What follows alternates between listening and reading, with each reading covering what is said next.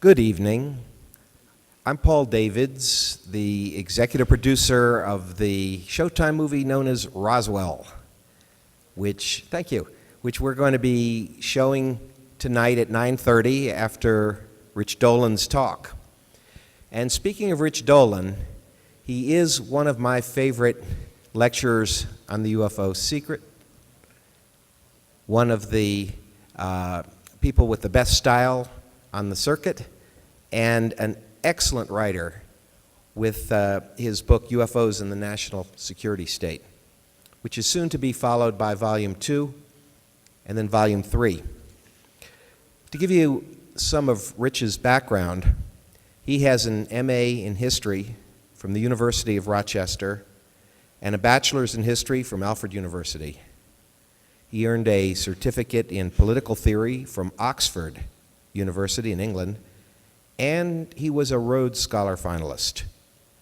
Before the development of his interest in the subject of UFOs, Rich Dolan studied U.S. Cold War strategy, Soviet history, and international diplomacy. It was in the year 2000 that he published a 500-page book, UFOs in the National Security State. As I said, this is the first volume in a three-part historical narrative on the national security dimensions of the UFO phenomenon. And the first book covers from 1941 to the present. It's a book that demonstrates that the U.S. military has been taking the subject of UFOs extremely seriously.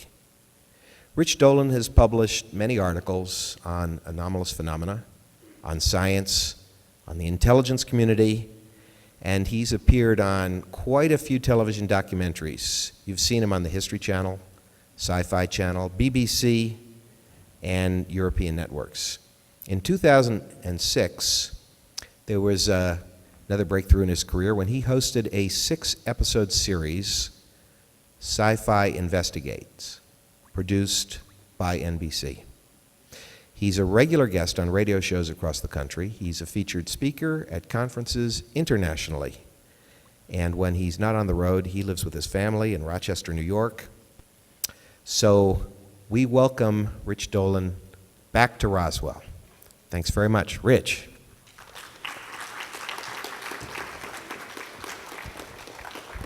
Thank you, Paul, very, very much. Thank you. It's nice to be here. Thank you for being here. I want to offer my appreciation to Joe Jordan for inviting me here in the first place. The really fabulous crew of people, Free, Amy, Susie, Renee, everybody else has made this experience really a nice one for myself and for my wife.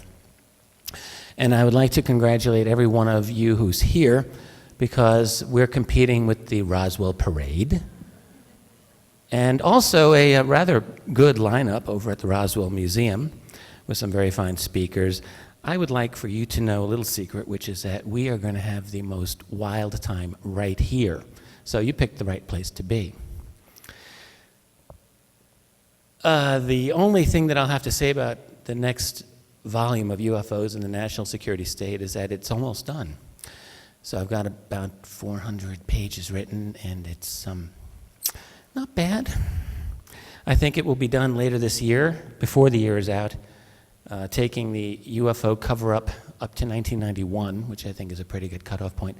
And then the third volume, the research for which is all finished, will take the story to the present day, and I don't think it'll take forever for me to get that one done either. So let me get started. The topic of tonight's Quarry is the challenges of UFO disclosure. I've been thinking a lot about UFO disclosure over the last few years, along with the related topics of exopolitics and the like.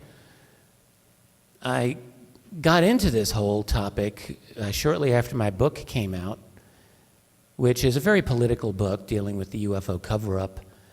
So I suppose it really wasn't outrageous when Stephen Bassett, who has been working the disclosure theme for so many years, saw in my book a kind of natural ally.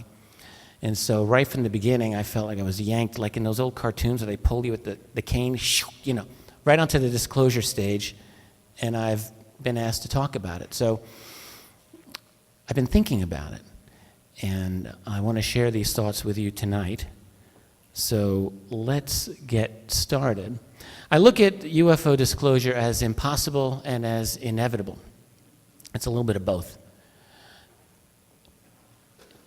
Now, let's pretend that we're at a big beach with an ocean in front of us. And maybe in the distance there's a little bit of land that we can see. That's where we're headed for, but we have to get there by degrees. And so regarding the topic of disclosure, what it means for our society, I want to take us by a few steps first. And the first step is for us to discuss what appears to be our relationship to some extent with them. We'll leave off the definition for the moment, who them happens to be. But a lot of that has to be a confrontational relationship that we've had. I'm going to explain what I mean by that. So any disclosure will have to deal with the fact that we've had some trouble in paradise with these other people. The second thing I want to talk about tonight is how disclosure will have to deal with, it'll have to deal with the illegal structure of secrecy that has developed over the years to maintain it. So if the President of the United States one day says to you on the television networks, it's come to my attention that the UFO topic is actually legitimate and that some of these UFOs are extraterrestrial. The statement that this president makes is going to open up a big can of worms, and that is going to be one of them. The next topic tonight I want to deal with is, what are these secret programs all about? I mean, the one thing is the structure of the secrecy itself, the black budget and all of that. But then what is this black budget actually protecting? What's going on? I want to discuss that a bit. The fourth thing is moving on to them, these other intelligences. Because if we have a disclosure, at some point we're going to have to confront the fact that there are other beings here. Who are these beings? I want to discuss that. Why are they interested in us? Or what specifically are they interested about us? Challenges to the structure of power: politics, industry, legal, finance, elite control. In other words, when this comes out, the stuff is going to fly. Think back 20 some odd years ago. I've often thought of this. I often mention it. The advent of Mikhail Gorbachev in 1985 to the Soviet Union, when he talked about glasnost, openness, sounded great. 6 years later, the Soviet Union did not exist. Why disclosure will happen anyway, and why it's going to be a mess, but why we won't be able to avoid it. So let's go on. Sometimes I really give an involved discussion of these documents here.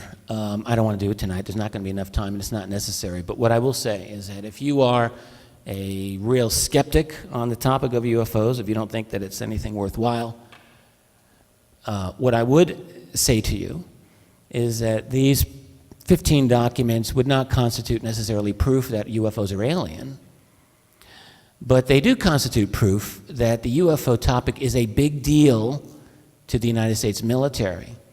And when you get into the details of these documents, all of these are non-disputed. So they're all out of the National Archives, Freedom of Information requests, and so on. And there's no argument you can make that they're not valid. Some of them are just absolutely spectacular. Now, these aren't the top secret documents that are blacked out and you can't read anything. These are of lower levels of secrecy, but nonetheless, they tell incredible things. This 1952 CIA memo by the Director of Scientific Intelligence, H. Marshall Chadwell, for example, to the Director of the CIA, stated that sightings of unknown objects at altitudes in the vicinity of sensitive installations and at speeds and altitudes cannot be attributed to natural phenomenon or known types of aerial vehicles, for example. A number of airspace violations by objects that are, frankly, doing the impossible. The 1967 Malmstrom Air Force Base case, we have a very detailed memo on that event in which a glowing red object descended over a nuclear missile installation in Montana and disabled 20 missiles, 10 and then 10 in another part of the facility. The captain was on duty at the time. It was a gentleman named Robert Salas. He's still around, and he talks quite a lot about this. If you haven't heard Bob Salas speak, it's a treat to hear him.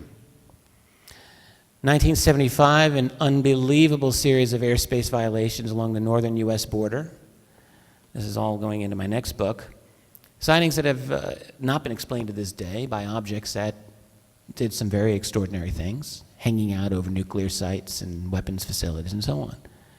The incredible 1976 Iranian Air Force case listed in a U.S. Defense Intelligence Agency memo, which went to the White House, Henry Kissinger, the NSA, the CIA, and everyone else. A case in which 2 Iranian F-4 jets in succession tried to intercept this bright object over Tehran. This is back in the days of the Shah. When each got to within 25 nautical miles of this object, the object disabled their electronics and communications. They had to turn around and get away, much more. Spectacular stuff. The object detached this smaller object, which went on an intercept of one of the jets, scared the hell out of the pilot who tried to do this emergency turn. The object turned inside his own arc and then rejoined with the mothership for a perfect rejoin, in the words of the memo. What is that? 30 plus years ago. And on and on. Many, many of these. These are a good, relatively good top 15. There are others that can be used. That's by way of prologue. Now let's move on.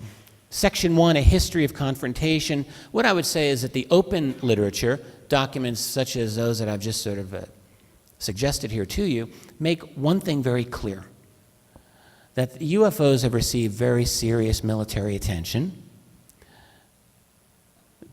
and attention as something confrontational, maybe even provocative. So that, in other words, to explain, if you were to explain all UFOs as secret black technology, covert stuff that we're developing on our own, you've got to deal with the fact that for 60 years now, our own military has been chasing these things. And this is the one problem that I have with that theory as an exclusive explanation. I don't think anyone's going to argue at this point that we don't have some very, very fancy exotic technology that's secret. The question is, have we had it for 60 years? And another question is that what's tripping our military again and again and again? To the present day, I should add. Also, a history of attempted interceptions and attempted shoot-downs of UFOs. So whoever they are, whatever they are, there doesn't seem to be a particularly good relationship at times. Some other military encounters, and again, I'm not going to go into all of the details, but some of these are spectacular. All of them are going into my next book. They're already in. A couple I will point out here. These are from South America. This is from December of 1978 at the bottom here. A case of 2 Chilean F-5 jets sent from an Air Force base to square off with an enormous UFO. Huge, battleship size in the sky. One of the pilots later became a general, was interviewed at length about this case, described the object visually. They had it on radar. It was just one of these indescribable, humongous, impossible things, and yet there it was. Another case from 1980 from Peru, one of the most amazing military encounters of all. This is described at length, incidentally, in U.S. military documentation. It took place 2 days in a row in May of 1980, in which a Peruvian Air Force commander was notified that this object was hanging out right at the edge of their base. So he scrambled on the first day in an aircraft called an Su-22. It's a fighter-bomber type of aircraft, very high performance, ordering it to intercept and possibly shoot down if necessary. Well, the pilot shot at this object, fired a missile at it. According to the U.S. memo, it had absolutely no effect. The object then took off, outsped the fighter plane, and was gone. The following day, another incident appeared. It was almost the exact same repeat of the day before, with the exception that this pilot did not fire on the object. It simply just sped away. There's no more in the document on that, but I spoke a few months ago with Antonio Huneas, a South American researcher on this. And he said, oh, you know what? I actually spoke with the retired commander of that base about that case. I said, really? He said, yep. The commander told me, said Antonio, that he ordered the second pilot not to fire no matter what, because the first missile was obviously no effect and they cost $100,000 each, and he didn't want to blow his budget. Put a human spin on a story, very kind of believable. These sightings go on and on. These are all interceptions or confrontations of some sort or another. They happened in the Soviet Union as well. When that country was in a state of collapse, 1989, 1990, 91, that was the period in Soviet history when the leaks came out. They had not happened before and they have not happened since. But during that period of time, an enormous amount of information seeped out. One of them was from the then Deputy Minister of Defense, a man named Ivan Tretyak, who said that he knew of 40 cases in which Soviet jets encountered UFOs. They initially were commanded to shoot. The problem was they lost too many aircraft and decided we're not going to do that, so just stay away from these things. They're not safe to attack. There was a colonel named Boris Sokolov who was part of the Soviet UFO desk in the 1980s and years later said that there were thousands of Soviet cases during that decade. Through the 1990s, in our own country, there are more and more cases that exist. The problem with the more recent ones is not that they're not well testified by many witnesses and journalists, but we don't always have a lot of documentation on them in terms of military government documents, and I think that's more of a feature of the gutted Freedom of Information Act than anything else. Freedom of information was a very useful tool in the late 70s up to the very early 80s. It's had its ups and downs since. To get FOIA documents on recent military cases has proved to be very difficult. But we have a number of cases where the journalists involved and the witnesses and the investigations show pretty clearly that our jets continue to chase these objects. There's a pretty good case from 1994 in Georgia where an F-4 exploded. One witness said that this thing was chasing a missile-shaped UFO. The Air Force did not agree. And then a 1996 case, I've almost picked these at random to be perfectly candid with you. There's others I could have chosen, in which a number of witnesses saw this strange orange ball of light in the sky split into 4 or 5 smaller globes, which vanished one by one, and then an F-15 from a nearby Air Force base was seen pursuing, and many, many others. The well-known case from just outside Washington, D.C. in 2002, in which quite a few witnesses called their local radio station at 1:30 in the morning to report that they saw this bluish object zipping around the sky being chased by F-16s. I spoke with one of those witnesses, a fellow named Rennie Rogers, who was quoted in the Washington Post by this. What Rennie said, in fact, did not make it into the Post article, but rather he was home. He was a government employee. He had finished a shift that ended at midnight, and he's watching television at 1:30. Hears the rumble of jets over his house. He goes outside and sees them in the distance.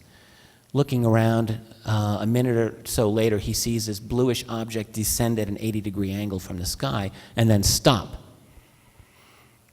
just hanging out, apparently. A few minutes later, those jets had turned around and were pursuing this object, which then he said went shoo, gone, silently, but absolutely out of sight. The Washington Post article was a lot more mundane and kind of boring to read, and was the typical he said, she said kind of article that you would expect. In other words, these witnesses say that it was this thing. The Air Force spokesperson said it could have been any number of things. Of course, you'd like to know what things could this have been. A blue object, post 9/11 America, near the nation's capital, outperforming F-16s attempting to intercept it. Wouldn't you like to know? A case that was emailed to me not long ago by a Navy personnel. I will admit to you that I have not yet confirmed this case, but it looks good to me, and I have ways of following up. I intend to do that. It was written very, very thoroughly. Just one of many, but it was a private email from a person who was on board the USS Nimitz in December of '05, not long ago. His job was as an operations specialist, which meant he operated radar, which had a range of a couple hundred miles. They picked up an object 100 miles off the coast of California zigzagging toward them. So since nothing that they know about zigzags, the commander of the ship ordered a fighter pilot to check it out. The pilot came back and said, holy smokes, well, not only did I see this object, it was cigar-shaped, buzzed by my aircraft several times before it shot straight up in the sky faster than I'd ever seen anything shoot straight up, but I got video of it. So according to this individual, a group of people from an unknown agency were flown aboard the ship. It's 100 miles off the coast. You've got to be kind of important to be able to do this in the middle of operations. Confiscated the video, debriefed everyone on board who was relevant to the case, including the commander, and went back with the video. The very well-known case by this point of Stephenville, Texas, in which about 50 individuals described an enormous, low-flying, silent object, again, easily outperforming, pursuing F-16s. One witness described this as a flying Walmart, which is the scariest thing that I can imagine. When they start to fly, I'm out of here. I'm gone. I can assure you. Great case. I've spoken to a couple of these witnesses. They're regular guys. You know, some of them are very, very well educated. One of the main witnesses is a private pilot himself. A lot of the other witnesses are just good, honest, hardworking people. They got pretty close to this. The object was directly overhead one of these witnesses. It stopped at one point, and it was visible any direction you looked for seemingly forever. This thing was huge. And then it just took right off. F-16s couldn't compete. And you'd hate to be the Air Force guy having to lie to the public about what this thing was. So initially the Air Force said, well, they probably just saw the reflections of landing commercial airliners. Yeah, okay. The witnesses tore that to shreds. And the Air Force eventually admitted that they had 2 F-16 aircraft out on training missions in that area. So the F-16 part was corroborated, so now it's up to the Air Force to admit that there's a flying Walmart that they can't control out there. We'll see how that goes. So let me summarize up till now. I would say that there's extensive documented interest by the U.S. military and other militaries, for that matter, in UFOs. Many of these encounters we've had have been confrontational, close encounters by our pilots. I didn't really get into crash retrievals yet, but I'm about to. But think of it this way. If we're encountering them at close range again and again and again, it wouldn't seem outrageous, would it, that there might be instances in which one of them go down once in a while. Maybe this is a silent Cold War. Let's look at it that way. So disclosure will have to confront this issue. And this is really probably the easiest of the issues that I'm going to mention. Why are we chasing them? It will have to come up. Now let's move on to what I call the structure of secrecy. Crash retrievals and money. You know, the whole idea of crash retrievals was, for the first half of modern history of UFOs, it was really hardly ever discussed. There was a book that came out in 1950 by Frank Scully that dealt with the Aztec crash, a case that the more I look into it, the more I think that there's something important there, but it was debunked, dismissed immediately in the mainstream press shortly thereafter. And for a quarter of a century, no respectable UFO researcher looked into crash retrievals. It just wasn't done until Leonard Stringfield, a very seasoned researcher, former Air Force as well, started receiving these reports. He started getting these reports, I think, for 2 reasons. One is that he wrote a really neat book called Situation Red, in which he described some crash retrieval stories that had come to him over the years. It's a small part of that book, nevertheless. And then the other reason, I think, is because it was 1977. And that was the first year of Jimmy Carter's presidency. And Jimmy Carter caused a real shift in attitude among a number of people about the whole idea of UFO secrecy. First of all, it was well known Carter had seen a UFO. There was a strong belief among certain groups that Carter would be the president who would open up the records on UFOs once and for all. And so for that reason, Stringfield, a number of the people who came to him actually said, well, since it looks like the president's going to be talking about this soon anyway, I feel like I can tell you. And over the next decade, a little more than that, in fact, Leonard Stringfield collected huge amounts of first-hand accounts from people who said, when I was in the military, I had an assignment at Wright-Patterson Air Force Base, and in fact, I saw a bunch of dead alien bodies that were frozen cryogenically. Or another person would say, when my husband was alive, he told me that he had an experience in which he was involved in a crash retrieval of a flying saucer, and so on and so on. About half of them were direct first-hand testimony. The other half, roughly, were from relatives and spouses of the deceased and that type of thing. And as a result of that, Leonard Stringfield really opened up the whole crash retrieval phenomenon. At the same time, that Stanton Friedman found Jesse Marcel a key find and opened up the Roswell case, of course, the mother of all crash retrieval stories, but not the only good crash retrieval story. So there's much more one can say about the scholarship on this, but we need to move on. Let's go back to 1947. Pretend you're the president. Pretend that you're Harry Truman and your top people have come up to you, maybe Vannevar Bush, maybe one of your top generals, maybe George Marshall, and has said to you, Mr. President, we have recovered technology that apparently hasn't been created by our civilization. So you, as the president, have this bombshell bit of information to deal with. What do you do with this? Do you tell the world? Many of us, I think, would be tempted to do that, but would we really do that right away? I think there's a good reason we might not. You're in the beginning stages of this thing called the Cold War. You've got Soviet spies penetrating your nuclear industry already, and you know this for sure.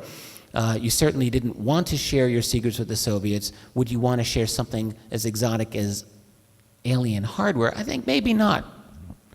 What you might do is gather a team together and say, I want you to come up with a plan, figure this out, control this topic, find out what we can do with this technology, find out who these other people are, do I have anything to worry about, come up with enough contingency plans that we need, and we'll take it on a step-by-step basis. I think that's exactly what he did, MJ-12. Now, once you've got technology that you've recovered, so now what do you do with it? This is a really interesting question. For a number of years, I didn't really think too hard about it. I thought, well, just, the military's got it. But it's not that simple. Because if I'm the Army and I've got this piece of exotic hardware, well, yeah, sure, the Army's got some very smart people working in scientific areas, but really, most useful people are going to be in private industry who do your defense research and development, and they build the things for you that you need. They are designed exactly for that purpose. So at some point, you're going to go to some major contractor, General Dynamics or Lockheed or Boeing or Raytheon or whomever, with a particular piece of technology, and you're going to say, can you do something with this? And that's when it starts going private. It becomes almost a necessity. So by doing that, of course, who now owns this piece? Well, the Army or the Air Force or the Navy can say, well, it's still ours, but you'll have patent rights off of anything that you get out of it, or maybe, just maybe, ownership itself becomes transferred. After all, it becomes easier to keep the secret that way. And of course, when I retire from the military, I might get a nice cushy job as a senior VP making big bucks for the corporation, which is how it works. This is also a very attractive proposition when you consider that the U.S. government is and has always been, for this whole century, dominated by leaders of industry and finance. So it's the mindset of the people within the government itself. And when your advisors to the State Department at the very least, and to many, many parts of the U.S. Government, are members of organizations such as the Council on Foreign Relations, which is internationalist private industry and so on. And as I indicated, it helps with the secrecy, because once it's out of government or military hands, it's not public anymore, but it's private. And in fact, it's proprietary, not classified. It took me a while before I started really getting my head wrapped around that concept, but I think that's how it works. There's some other indications that this is the case. There's a statement of former presidential candidate Barry Goldwater, who happened to be a general in the Air Force Reserve and was close friends with Curtis LeMay, former Air Force Chief of Staff. Goldwater, a number of times, spoke about his failed attempts to gain access to the hallowed Blue Room at Wright-Patterson Air Force Base, where bodies were supposedly kept. Talked about how he got cussed out by Curtis LeMay. Don't you ever ask me that again, at one point. In this letter here from 1981, and this is right during the peak of the Freedom of Information Act era, right before it got gutted by an executive order in 1982. So a lot of information had come out at that point, and there was a little bit of cause to feel optimistic about maybe being able to do this. So Goldwater here is saying this thing has gotten so highly classified, even though I will admit a lot of it has been released, it is just impossible to get anything on it. If Barry Goldwater, who ran for president, who was a general in the Air Force Reserve, longtime senator, if he can't get squat on this, then that doesn't bode well for the nature of our political system. Dr. Edgar Mitchell, I've been tracking statements that this man has made on this topic. The first one that I can find is from 1997. In fact, Edgar Mitchell just made a statement last night on Larry King, I believe, about his meeting with head of intelligence of the Joint Chiefs, J2. I knew about this meeting a couple of years ago. It was leaked to me. It was shortly before Stephen Greer wrote about it in his book. But nonetheless, for over 10 years, Edgar Mitchell's been talking about this topic. In 1997, he said, "We're looking at likely reverse-engineered technology in the hands of humans that are not under government control or any type of high-level control." He went on further to talk about back-engineered technology in the hands of a select group of people, formerly government intelligence, now under private sector control. Maybe there was once oversight by the military, but no longer. In his opinion, this technology did not appear to be in our military arsenals, in his view, but rather in the hands of a clandestine group. In 1997, Edgar Mitchell and Stephen Greer met with Admiral Thomas Wilson of the Joint Chiefs of Staff. Wilson at the time was head of intelligence. His position was J2. And what it looks like happened, now Wilson has denied this. I was able to find Wilson by telephone, and I chatted with him before he basically hung up on me. But what it looks like is that these two gentlemen met with him and talked about deeply, deeply black programs that were under control by what appeared to be rogue contractors, not military personnel, and that these programs were designed to study alien technology and bodies. And according to what I heard from 3 specific sources,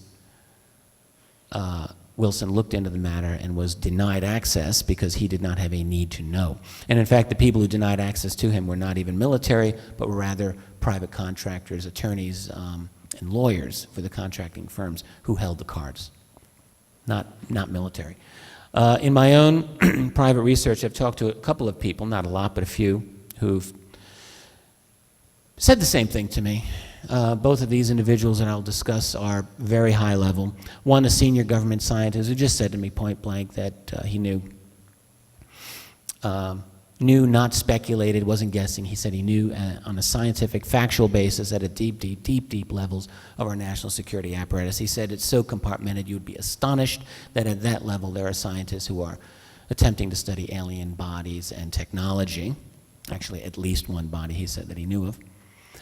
Another individual who, for a while, had some very, very good access, talked about a meeting that he had with a retired 4-star general, former Joint Chiefs, who described an international MJ-12 type of organization that was not military, it was private. It was predominantly private.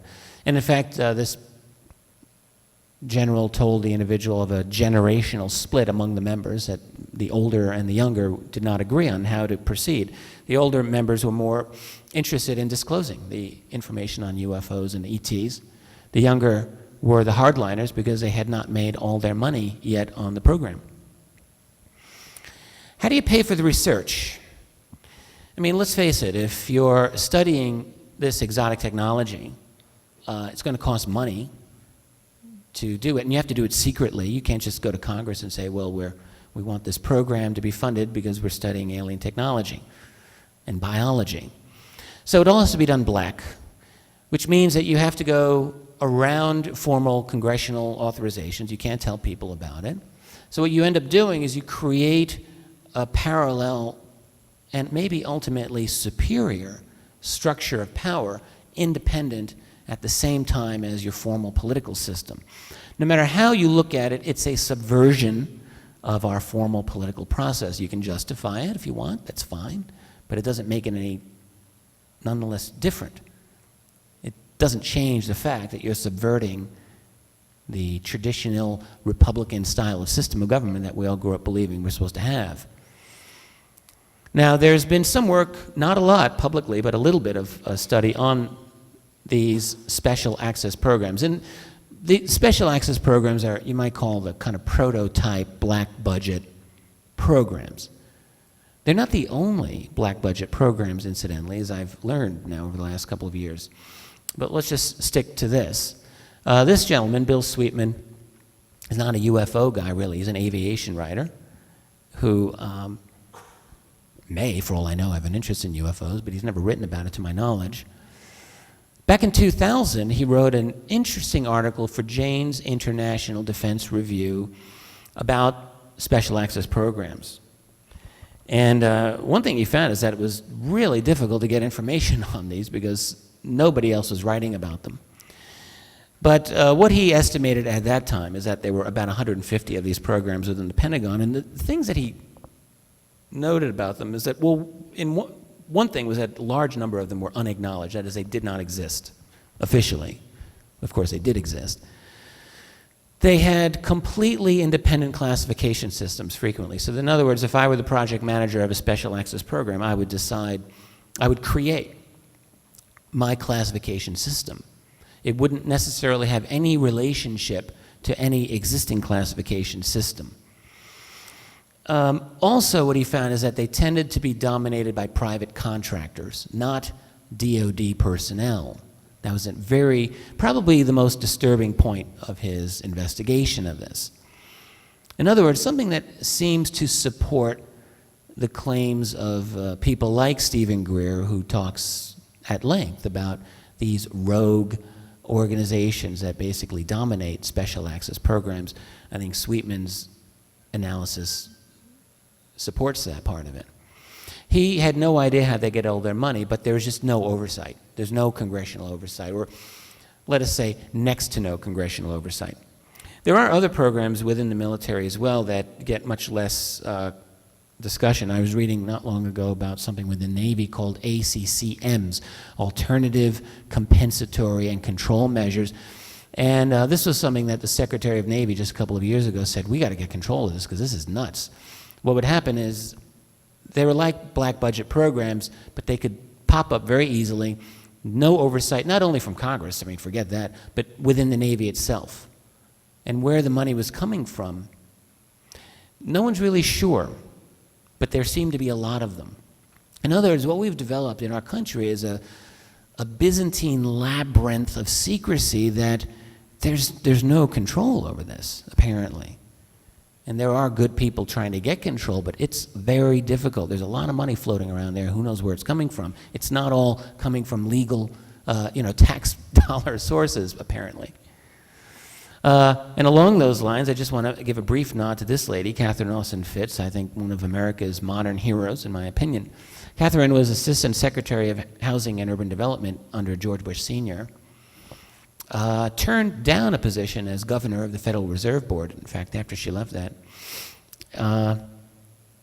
in a lot of ways was a real-life version of the movie Enemy of the State, which starred Will Smith. Yes, that was a good movie. That kind of thing actually happened to her in a way, where she was viciously attacked by the government over things that she was learning, dealing with government, dealing in narcotics trafficking and stock market fraud and the like. But anyway, Catherine determined that about 85% of the U.S. federal budget is literally not auditable. That is, God himself could not do it if he were to try. By design, you can't audit the U.S. government. HUD, she decided, and probably other federal offices, were largely cutouts for drug trafficking and stock market fraud. And in one article, which I encourage you to read if you haven't yet, called What's Up with the Black Budget, you can Google it and read it. She talks about the disappearance of over $3.3 trillion from the federal government during the last 3 years of the Clinton administration. Money that continues to be reported missing over the years.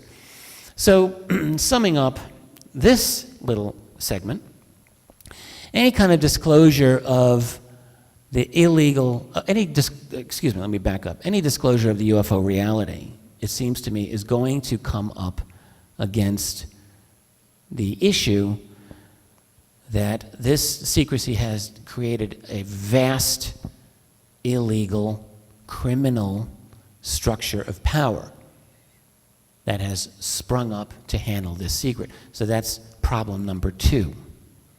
That's a political difficulty, to say the least. Let us move on to this third challenge. What is the program about? Well, as you may gather from this little image, the program might be about trying to make UFOs, which I think is one of the few key things. There's a couple of key things that the program's about. Yes, I think that we are certainly trying to do this. Back in the 1980s, long before the world heard of Bob Lazar, James Goodall, another aerospace journalist, was looking into this matter and cultivated a number of people inside Groom Lake facility in Nevada. Did a lot of interviews, and Goodall determined by no later than 1990, it was his opinion that there were at least 8 black programs flying out of Groom Lake, including a silent triangle. One of his sources with 11 years experience at Groom, Goodall once asked him, well, do you believe in UFOs? Simple question. The guy said, absolutely, positively, they exist. Another source from the mid-1980s, around 1985, told him, we have things out there that are literally out of this world, better than Star Trek, better than anything you can see in the movies. Admittedly, it's unconfirmed, but it was a source that Goodall had come to trust, and it's worth thinking about. These things get tested at Groom Lake. George Knapp is another journalist who has developed many contacts. Everyone's heard of Bob Lazar. But one thing that, whether one thinks that Bob Lazar is a fraud, as researcher Stanton Friedman believes, and a number of other people believe, I keep coming back to one thing, which is that George Knapp, the journalist who broke Lazar's story, and now it's been almost 20 years, George Knapp has never said Bob Lazar is a fraud. I've listened to George a number of times on this. Less than a year ago, I was alone with George Knapp, and I said, hey, what do you really think about this? Because I've never heard you really criticize Lazar's fundamental story, that he worked at CE4 in the Groom facility for a short while on a flying saucer. Well, Knapp, I think, he won't come out and say it, but I think he believes Lazar. He certainly believed a lot of what Lazar said. He said, look, I checked into his background, a lot of this checked out. And not only that, he interviewed about a dozen other people from within Groom Lake, all of whom corroborated at least parts of Lazar's story. So there's something going on there.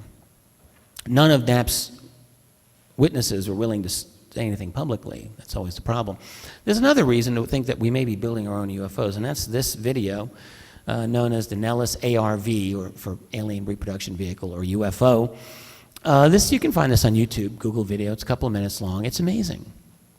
It was leaked to hard copy in early 1995. It was shot at the end of 94. There's been a fair amount of work done on this by some very qualified people. David Rudiak and Martin J. Powell two that I'm familiar with their analyses. The interesting thing about this video is that, as you can see, there's data on the top and on the bottom of this video, which indicates the altitude and different types of motions of this object, so it can be calculated.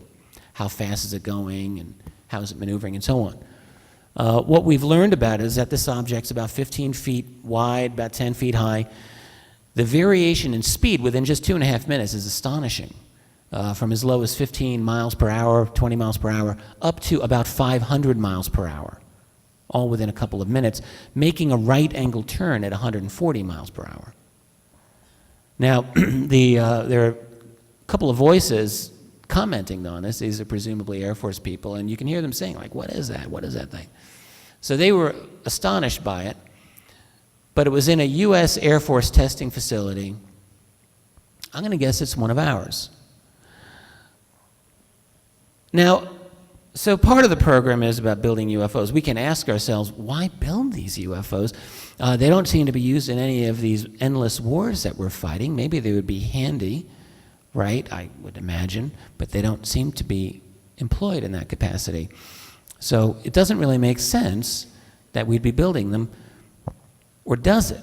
Because perhaps one other thing that this program is about is a secret space program. I believe that that is the case. That's the moon and that's Mars in the background, and we listened to Mike Barra's outstanding presentation earlier today on anomalies on the moon and Mars and the dark secrets of NASA. I happen to wholeheartedly concur with most of that argument. Why would we have a secret space program? Why would we have one? A couple of reasons. Well, would you want to go to the moon or Mars secretly? I know it sounds crazy. Why would you want to do that? Well, there's a couple of reasons you might want to. You might want to if there are anomalies on those planets that you don't want to discuss with the general public. I think, yeah, absolutely. If there's weird stuff on there and when you look at the history of NASA in talking about especially the Mars anomalies, it's most egregious and most obvious that they are just lying to the public. And they shut off the observer. The circumstantial evidence for that is, I think, very, very strong. When Richard Hoagland made tremendous headway in really embarrassing the NASA leadership on television. And then they tell us, well, yeah, the observer, which is on its way to Mars, it's not operational. We lost it. How convenient. Well, if you want to go black with these programs, then you may want to do that to check out these anomalies. And I'm only speculating, if we're building UFOs, maybe those UFOs have the capability to go off-world. I've talked to a number of people who tell me this. They give me reason to think that maybe they know something. Of course, there's no proof. But you hear it over and over again. Maybe there's something to it. Another reason you might want to have a secret space program is because perhaps there are anomalies in space that you want to check out, not just on the planets. And I think that the work of, I'm jumping ahead of myself. Let me talk about Gary McKinnon for a moment. I'm interested in Gary McKinnon and his fate. Gary McKinnon was basically a guy just hanging out in Britain, relaxing and hacking into the U.S. defense establishment, looking for proof of UFOs, and then suddenly, bingo, he's in the U.S. Space Command website and finds references to a list of officers' names under the heading non-terrestrial officers, he says, finds a list of fleet-to-fleet transfers and a list of ship names. The problem is that none of those ships were officially within the U.S. Navy. Unfortunately, Gary McKinnon can't remember any of those names. There's a lot more to this story. Anyway, he was arrested in 2002, and he is still in danger of extradition to the United States, facing U.S. imprisonment. Very interesting case. I believe, if I were to wager some money at this point, that Gary McKinnon found something.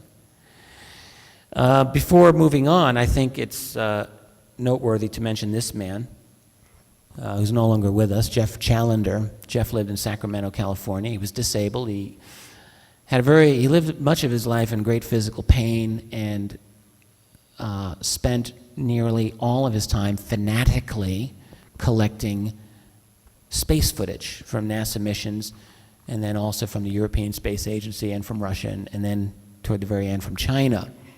They're all on his website called Project Proof. The website is still up. I don't know how long it will be up. I did a complete download rip of that website, so that if it goes down, I'll try to get it up somehow, but this is amazing stuff. And Jeffrey Challenger, let me just say, was not just some wide-eyed believer who thought every little anomaly was some evidence of aliens in space. He was very critically minded and provided, I think, very good analyses of a lot what was out there. But there is a lot of strange stuff that we are not typically informed of. There was one from a 2005 shuttle mission. I was going to show it, but getting tight on time here, of an object doing a U-turn in space. And it's on his website. Now, I have looked at this countless times. I don't know how else to explain it. No one that I've talked to can explain this. So, in other words, if there are anomalies in space, they're either our anomalies or they're not our anomalies. If they're our anomalies, and that's quid pro quo proof that we've got a secret space program involving exotic technology. And if it's not ours, well, then it's certainly proof of good motivation for having a secret space program, because we'd want to be learning to deal with those things in some way. So summarizing this part, if there was to be disclosure on the UFO reality, it would have to deal with the revolutionary technologies that have been developed, the radical programs that have come into being in secrecy, and the implications of what it might mean to have artifacts elsewhere in the solar system.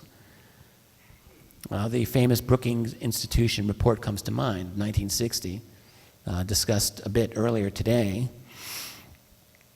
in which we would really have to consider the possibility of a kind of dissolution of this social fabric to some extent. When you look at human history, whenever a more technologically primitive society encounters a radically more technologically sophisticated society, it does cause a lot of problems, upheaval, psychologically, economically, in every way. That might happen with us in this case. So I'm going to summarize what we've covered so far, just in general. I've discussed some evidence for the UFO reality and its national security connections. I've discussed a little bit about the secrecy, some aspects of it.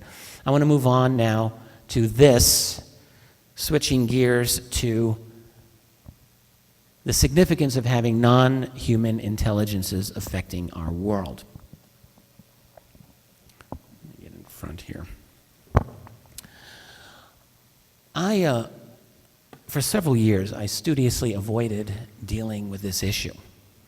And it wasn't that I was necessarily afraid, but my attitude was I'm getting into the UFO topic very carefully, very conservatively.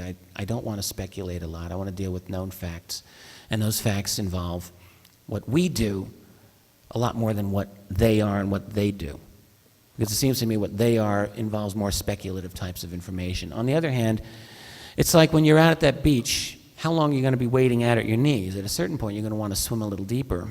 So let's go a little deeper and see what things look like. Admittedly, we're on a little more tenuous ground, but nonetheless, let's give it a try. What are these beings like? Well, according to abductee research, a lot of it has been amassed at this point, these beings are very telepathic. So they can get into your head. That's one thing. Another thing is they can not just get into your head, but they can manipulate your head.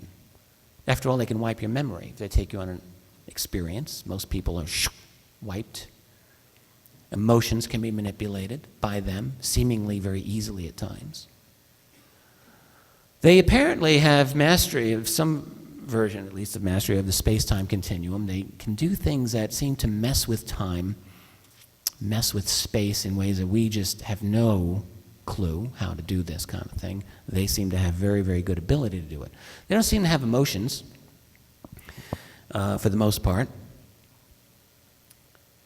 Some of them seem to look like us. Some of them maybe don't look like us, right? We're going to get more into that in a minute.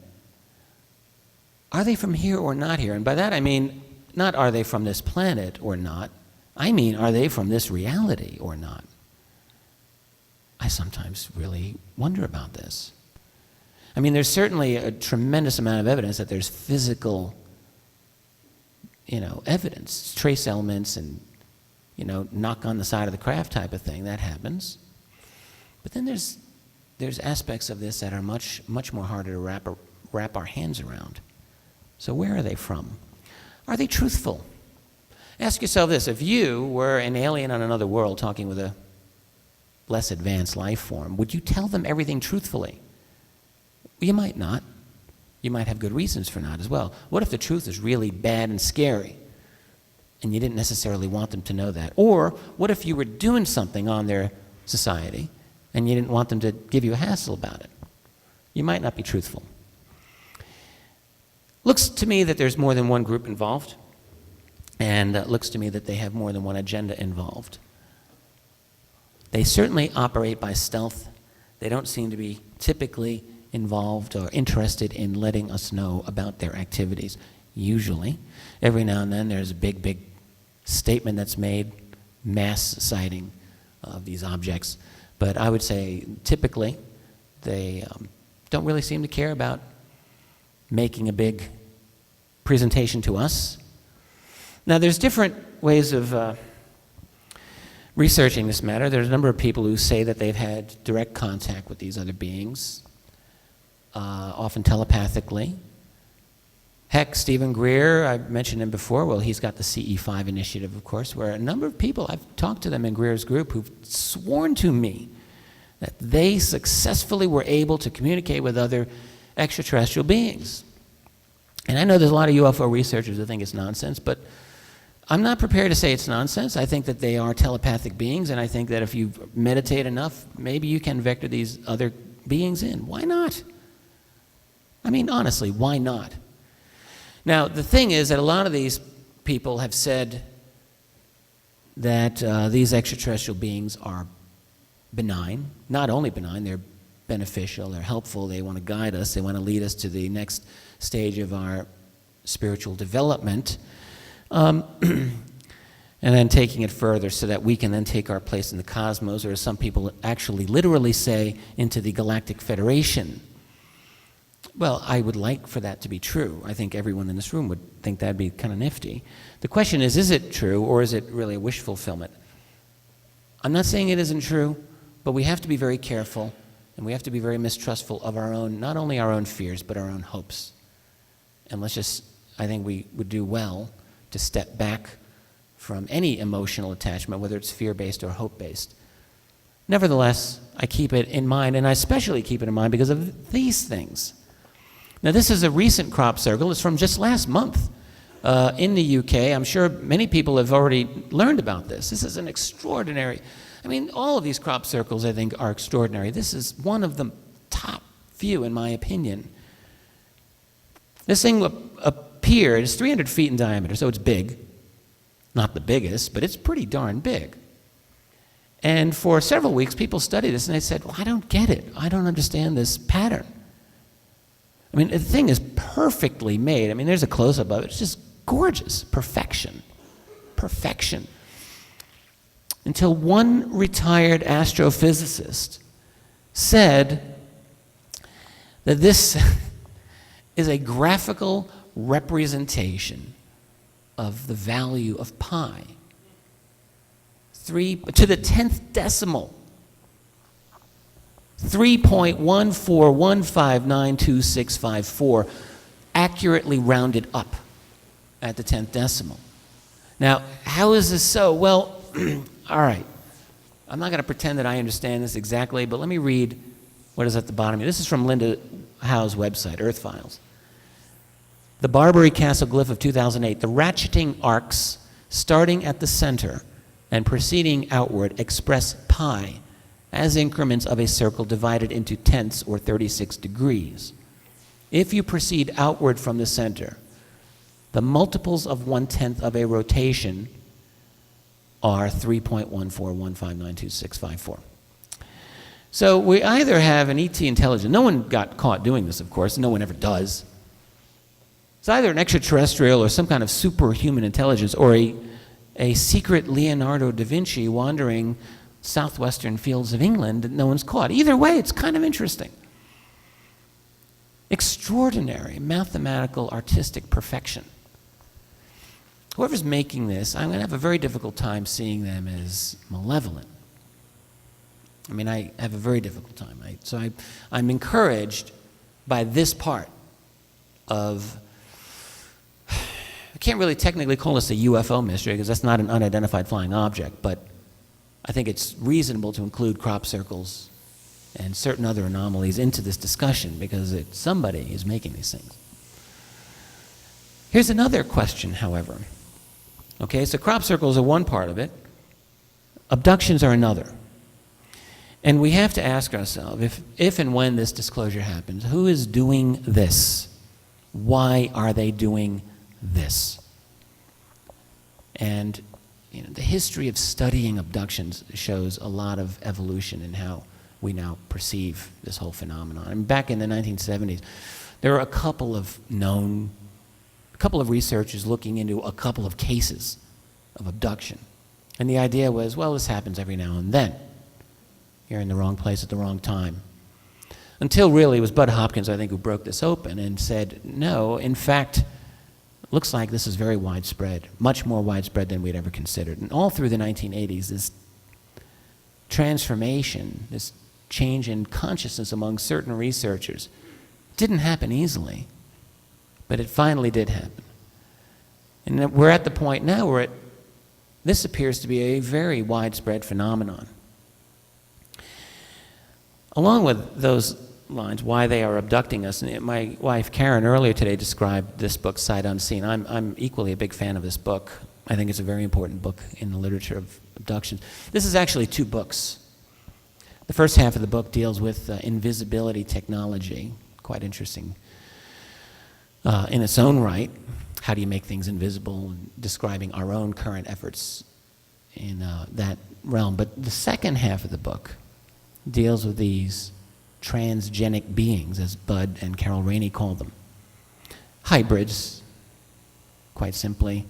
They look like human beings. The thing is, though, that they don't act like human beings, and they have abilities that are far beyond human. So these, like the ETs, are telepathic. But they have certain social awkward things. I mean, they don't really know, like in one case, like what a restroom was. Simple, things that we would take for granted. So there's these gaps in their knowledge, but now who are them? What is this? Well, I think one of the goals of the abduction phenomenon is to create a race like this, transgenic race.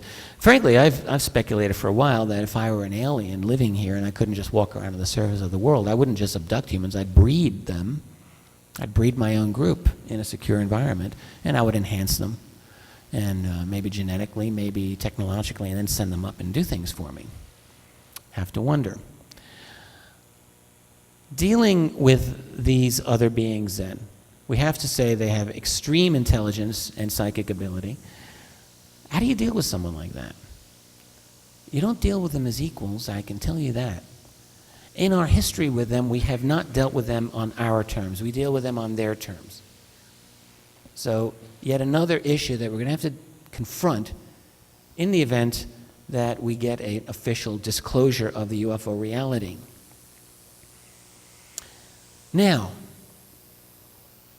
they find us interesting. I'm convinced that they, and I use they very collectively because I think there's a lot of these other beings that are here right now, in particular right now. Why?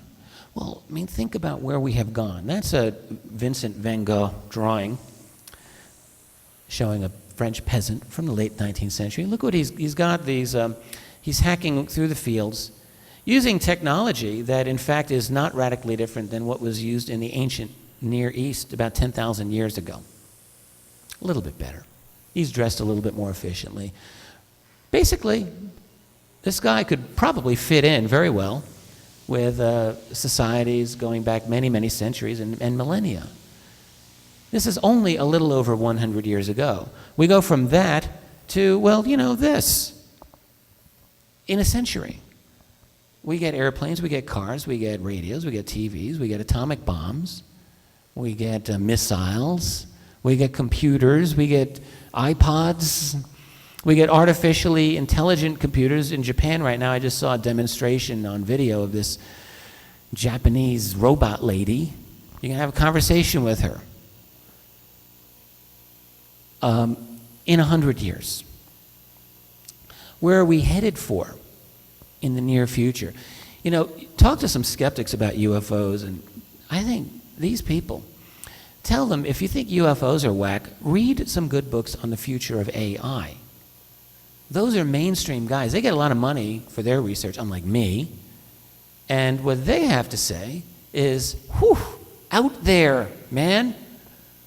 Ray Kurzweil, Damien Broderick, a number of them, talk about computers in the near future, and by near future I mean like 15, maybe 20 years from now, that will exceed our intelligence in many key ways. You'll wake up and you'll say to your computer, "Hey Marvin, how you doing?" And Marvin will say, "Great, thank you, Rich. How are you today?" And I'll have an entire conversation with my computer. He'll seem like he's human, except he'll be able to do a quadrillion number of calculations per second. He'll be able to pull any bit of data off the internet, so he'll be like really smart, with a couple of good cups of coffee, nonstop, 24/7. Near future, we expect to have complete understanding of the human genome, with all the genetic and biotech implications that that implies. Nanotechnology has already been making breakthroughs commercially in the last year. Nanofactories, think Star Trek replicators. The human brain being decoded and uploaded. So in other words, you take your brain and put it to a computer, copy and paste. Maybe not all of it, but maybe a lot of it. We'll have computers claiming to be conscious. And according to people like Kurzweil, you will probably accept those claims. And maybe in the back of your head you'll think, well, you're not conscious the way I am, which undoubtedly will be true. I mean, a dolphin's not conscious the way you are, but that doesn't mean it isn't conscious. So this computer will be conscious maybe in a different way, but it will be formidable. Quantum computing, you know, I don't even know what quantum computing is, except that I read about it, and I hear other smart people who seem to know what they're talking about, and they say quantum computing will be to our computing what our computing is to the Gutenberg printing press. Okay, so a radical jump in capability. Now, predictions of the future are notoriously wrong, but let me mention that predictions of the future are notoriously wrong because they're notoriously conservative. H.G. Wells, when he wrote War of the Worlds in 1895, predicted the number of really amazing things: poison gas, various types of weaponry. But then think, he's got these aliens coming down, and they're rampaging over London with what? These big clunky machines walking on 3 legs. No aerial objects. It's 10 years away from the Wright brothers. That's it. Less than a decade away. So H.G. Wells, one of the great visionaries, scientific visionaries, didn't conceive of an aerial device. So our predictions are wrong, but usually conservatively so. And even if only half of these or some of these are true, it's pretty amazing. That's our near future. Okay? The caveat to all of this is that we as a society, I think everyone can understand this, are currently walking on a tightrope. And if we fall off this tightrope, we're going to fall a long, long way. We have a number of things that can cause an infrastructure meltdown. Some people think it might be petroleum. Might be water. Certainly if we want to grow enough ethanol to fill our cars, we'll turn the world into a desert, that's for sure. There's not enough water to do all that. Will it be ecosystem cascading failure? Maybe. There's a lot of possible culprits. But the point is that we may have some problems there. So assuming we get to the other side of that tightrope, we are in for a wild ride. One in which not only will we reinvent our civilization, but very likely ourselves. Basically changing the nature of, I mean, there probably won't be any good old-fashioned unenhanced Homo sapiens in another century if we get through this. So all of which means if you're an ET and you're here, you're probably aware of this, and that for this reason, our species, our world, is probably the greatest show in the quadrant these days. And I can just imagine them all coming here and saying, let's take a look at what's happening on Earth. Holy smokes, have you been following what's going on there? They're 20 years away from quantum computing. And they may just, extinguish themselves. Heck of a show. We also might be worrisome to them.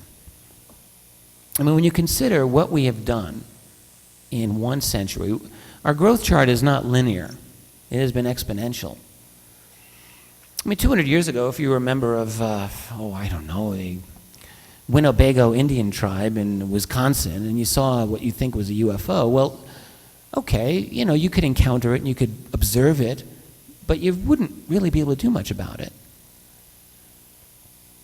Or if you were a member of, feudal French society in the 13th century, I mean, what are you really going to do about this? But our society, I'm not saying that we're going to be able to take these guys in a street fight in 20 years, but we might be a real pain in the neck to them in ways that we are not right now. We're developing capabilities that are quite formidable. So with that in mind, would they want to influence us? Would they want to control us? Would they want to get their hooks into our society and manipulate this civilization? In our near future, I expect that it's going to look very, very different from what we are living in currently. I've been sort of describing this. And as a result, I think 10, 15, 20 years from now, I might wake up and say to my computer, hey, Marvin, I was thinking, I wonder if you could calculate the likelihood of an extraterrestrial presence on this society for me, seeing as how you're a lot smarter than me. And I can just imagine Marvin saying, oh, well, yes, Rich, in fact, there's over 50 species here right now based on all the available evidence, blah, blah, blah, whatever. Maybe. So could it be at a certain point that who knows what it will be? I mean, the internet itself wasn't predicted 20 years ago. People had no idea. Unforeseen developments, I think, are to be expected. So I think that we'll have a basic knowledge of the ET reality at some point within the lifetimes of most people who are here right now. And with that in mind, well, I've just kind of mentioned this reason. The technology is changing too fast, too many opportunities to break the secrecy, including the use of advanced AI. So frankly, I think that the ETs would be fools not to try to influence us. The hell with this prime directive. Do we really think that they have this? We must never interfere in human affairs? Well, why are they abducting people? What's with the crop circles? I mean, isn't that a form of interference? Of course it is. So I don't think that there's a prime directive. We're getting toward the end, and my God, I'm actually on time. I can't believe this. I want to get into some more practical, concrete problems dealing with our own structure of power. Again, think in terms of this message from the president.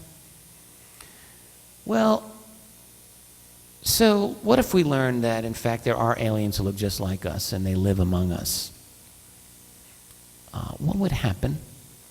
Would people be okay with that, or would people be not okay with that? Well, I think you'd get a wide range, wouldn't you? You'd get vigilante groups, undoubtedly, like witchcraft, going after, I think you're an alien, and I'm sure that would happen, get the pitchforks out. What if we learn that some of these aliens hold positions of power in our society? And I'm not just talking about the president, I mean, everyone knows that, but I mean other people. Okay, that was a joke, you were supposed to laugh at that, but never mind. Of course, my feeling is if he is an alien, then we're in very much luck, because if that's the best they can do. But, seriously, what if they do? So that they're already running our system. That would kind of stink, wouldn't it? Because if they're running our system, we're really screwed. And is it possible? Why wouldn't it be? And what if we learn that there's several factions of them and they don't necessarily like each other very much? How do we deal with that? Well, that would transform our political systems. What if there was a deal in 1954, as some people hypothesize, or 1964, with some ET faction? A deal that would, say, include We'll get technology, we'll let you abduct certain people, what the lore has been saying for the past couple of decades. What if that's true? Are the aliens interested in our population growth? Consider this. Let's say these extraterrestrials are interested in us, and they would actually like to be able to help us out. But they might say, hey, guys, you've got 6.6 billion people on this planet right now, and you are fast screwing your entire global ecosystem. Earth can't support more than, let's just say, 2 billion people tops, max. So what would we do if the extraterrestrials said something along these lines? How would we depopulate? Would we? Could we? What if we learned that we've been involved in some kind of long-standing Cold War with at least some of them? How would that affect our society? What if we learned that they created us or guided us? Or as Charles Fort once said, what if we are property? Those are a couple of what-if questions, but it gets better. If you're a politician, or if you're one of the secret keepers, how do you undo this lie without, say, going to prison, or without the threat of reprisals of some sort? After all, there's going to be a lot of angry people. Sure, it's easy to say, and my very good friend Stephen Bassett has made this argument, that, look, all you have to do is argue national security. We had to do it for the safety of society, blah, blah. But who's going to buy this? Not everyone's going to buy it. We all know there's going to be a lot of people who say that's bull, and we're going to sue you, and we're going to imprison you for the crimes that you've committed. I mean, after all, one thing that I can imagine off the top of my head, I was chatting with Tom Valone, who's a really smart guy, deals with electrogravitics and Townsend Brown and all of that. And he pointed out to me that if the B-2 bomber utilizes electrogravitics as a way of reducing drag and reducing its fuel consumption, think about the commercial airline industry. In all of these years, these aircraft have been sucking down the petroleum without this technology being available to them because of national security reasons. We could literally be transforming our transportation industry and could have done so years ago, and yet we didn't. Do you think there's going to be a few pissed off people? Yes, I think so.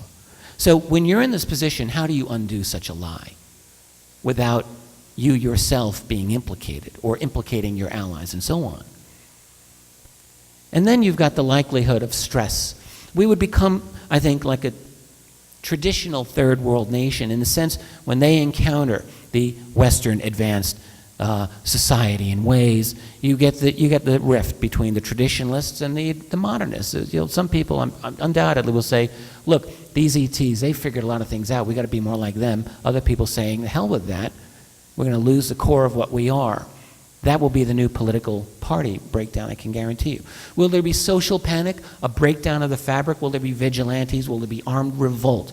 America's never had a real revolution. The American Revolution doesn't count, I'm sorry. That's fighting against Britain.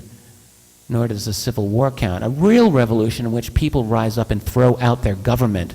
We've never had that. Would we have it in this case? A real possibility. What about economic or financial disruption? Let's say, for example, the aliens have a better version of our steel. So what happens to the steel industry? Well, we might not care, you and I, but if you own the steel industry, well, I can guarantee you, you will care. Or think about free energy. Free energy sounds great. I'd love to be able to heat my house for free for the rest of my life, no problem. Okay, but there are immediate, major, powerful, world-dominating financial interests that they may just think otherwise about this. So, and not only that, I'm not just thinking on their behalf, but we have financial markets. I think it's very easy to see that these markets could even become more unstable than they are even right now. What if we get free energy? So, if I can heat my house and all that good stuff, but what if having this access to free energy also means that I might be able to modify that and make a pretty nifty bomb, maybe something that'll blow up half the Pacific Ocean. What if? I don't really know. And what if there's really not a clear way for that to be monitored? Or at least if you got to work out the bugs. That's an issue. Would the human power structure survive disclosure? It's a dicey proposition at best. I mentioned Gorbachev in the early part of this presentation. Think of the Shah of Iran. Back in 1978, 79, he had a regime that was nasty, repressive. You wouldn't want to get caught by SAVAK, the political police, but under a certain amount of pressure to improve human rights, liberalized a couple of aspects of society, and the next thing you know, whoosh, he's out. They threw him out.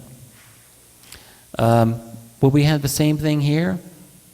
Lawsuits, something mundane like lawsuits, or reprisals, legal action, and so on. If so, would disclosure force these elites into feeling that they need to undertake more, not less, more repressive measures against the people? To accelerate, not slow down, the global police state that is right now at in our midst being formed. Make no mistake, it is. There are global elites. They do exist. No one covers them. Every year they meet. They're the Bilderbergers. They were in Virginia last month, and there was another news blackout every year. You know, the 200 most powerful, wealthy, influential people they meet every year. I'm sure they're doing more than playing golf and shooting pool. So what if they think that they need to implement draconian measures to keep the peace?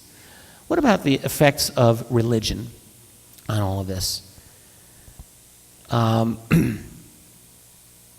You know, part of me doesn't really care, to be honest with you. How will this affect Christianity? How will it affect Islam? I mean, belief systems are, let's face it, usually wrong. You go back 5,000 years ago to Egypt, talk to some Egyptian peasant on the Nile, and he'll tell you, well, when the sun goes down, that's actually the god Ra, and he goes underneath the earth to fight the underworld. And let's just hope that he wins, because if he doesn't, the universe will end. And then every morning the sun comes up, well, Ra was victorious. Whew, good, that's good news. It's kind of like our world today, actually. When my head hits the pillow, I wonder. But we can look back at that and think, well, okay, that's rather incorrect, isn't it? Well, you know, human belief systems are usually incorrect. So Christianity, Islam, Judaism, Buddhism, Hinduism. How would they survive, though? Would they help the process of disclosure? Would they hinder? Well, I think a lot of them would hinder. Depends on the version. I mean, there's liberal and conservative variants of all of these beliefs. Certainly, we all have relatives. We all have family members. I think we can all gather that there would be people who would be very resistant to this information on a personal level, who would certainly reject it wholeheartedly. I think that would be part of it. I think how disclosure would affect them, let me just back up to that. I think, you know, my theory is that most people really don't change once they hit 30 or so. They're pretty much done. There are exceptions, I would acknowledge. But I think that the change that would occur would probably be generational, not... There'd be a certain number of people who would change, and I think a lot who would just grow into the new way. And as the old people die off, I think that's how the change would actually occur. So I think that the traditional religions would probably be very, very different a century from now than they would be today. And how this might affect the Vatican, I just tossed that out there because, look, we all know that there are some nasty little secrets in that place.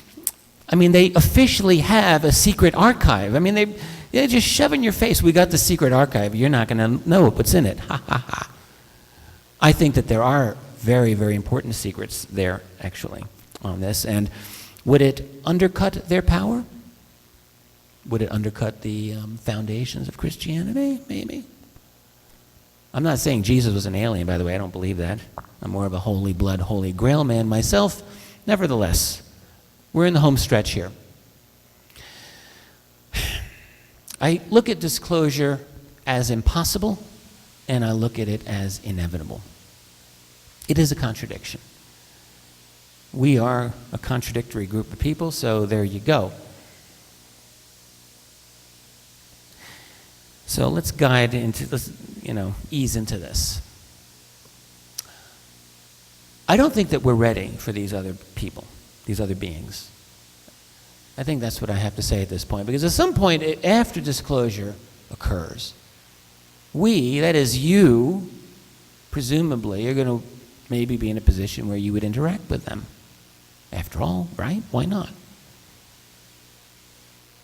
Am I ready? Are you ready? Really? To deal with these people? How well prepared are we? Do you think our current mass culture, TV-dominated culture, is getting us there? I think probably not. What about our political and higher education institutions? I think equally not. I don't think that there's really any movement in the mass, larger culture of our world that is getting us toward this. And I mention this because every now and then I hear this remark that, well, once we get to a certain level of consciousness, they will make themselves known to us. And if that's the case, they're never going to make themselves known to us because we are not moving in that direction, at all.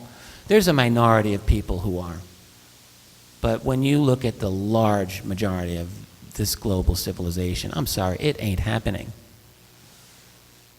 And that is basically what I mean by the few of us and the many of us. I think that there are, very likely, most of the people who attend lectures like this are going to be more ready than the typical person. Let's assuming that even we are ready. But we all have relatives, as I say. And do we expect the aliens to save us?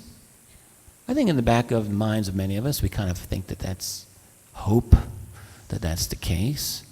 Are they going to improve us somehow, make things better, bail us out? I wrote a short story, right around the time that I finished my book, UFOs and the National Security State. I wrote a short story on exactly this theme. For a while I had it on my website. Maybe I'll put it back up. Here we go.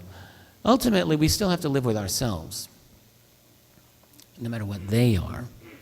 And I think it's always a good thing for us, all of us, to ask ourselves, are we living, am I living mentally, spiritually, physically, am I living in a way that is going to make this an easy or difficult transition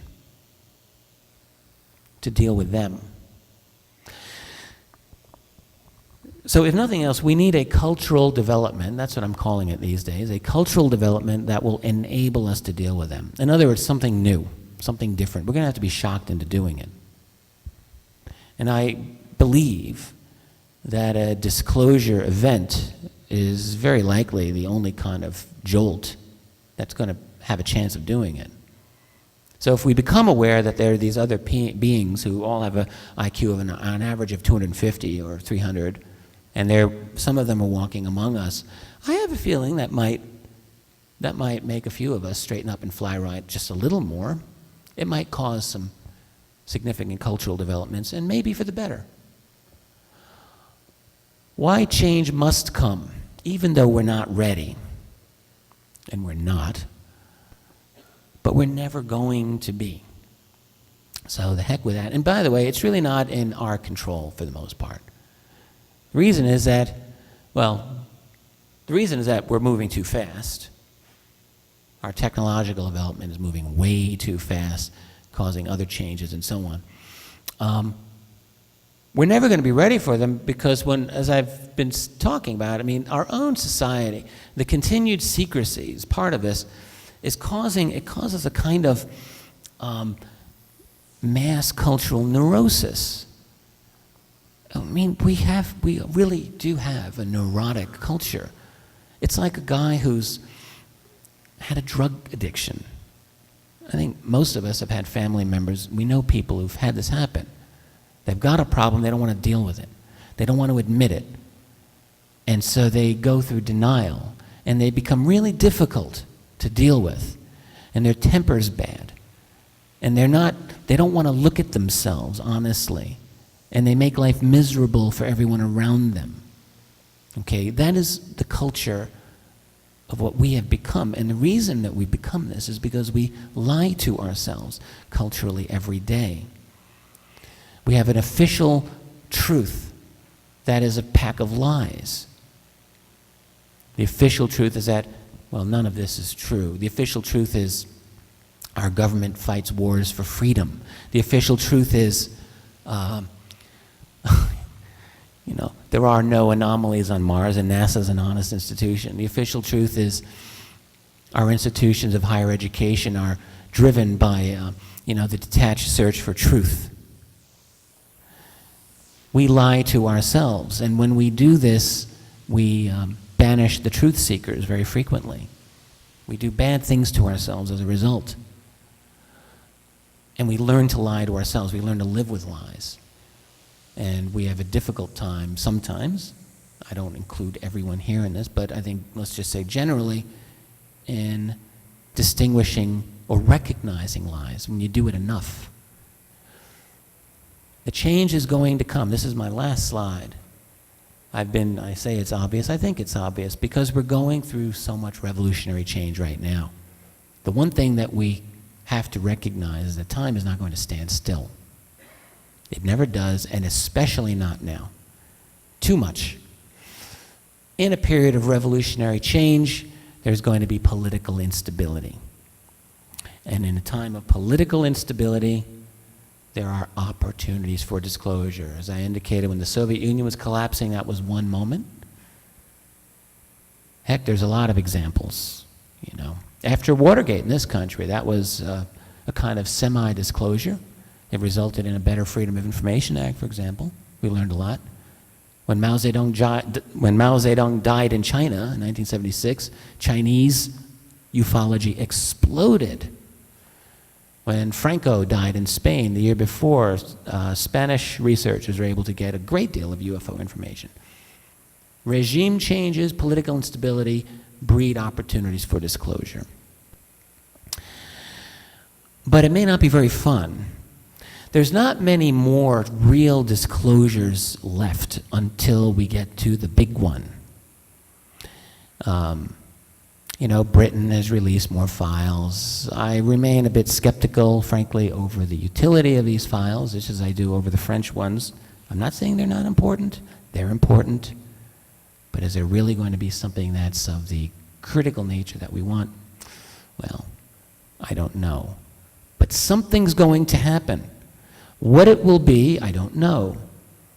Will it be an undeniable event? I mean, there's a couple that are happening now. The Stevensville cases. One possible one. It's close, but it didn't happen. But it's just like in a sporting event, like a hockey game. You're not going to score if you don't get a lot of shots on goal. And it seems to me that there's a lot of shooting going on now, and something can happen. And so I don't know the exact mechanism, but I think within a decade, it is very likely that this will break open. All right, that's not as optimistic as my good friend Stephen predicts, which he says the spring of '09. Well, maybe that's true. I'm not willing to bet that that's the case, but I think a decade, yes, it can easily happen. The question is, I don't know, I wouldn't begin to predict the mechanism. I'd like to think that that's a sunrise. It could be a sunset, but it might be a sunrise. It will be up to the people, that is us, that when a statement is made and when the reality is acknowledged, not just by us, but by the structure of power in our world, that it will come down to us to remain vigilant. The battle on this will not end. It will, in a lot of ways, just be beginning to another new phase. Thank you very much.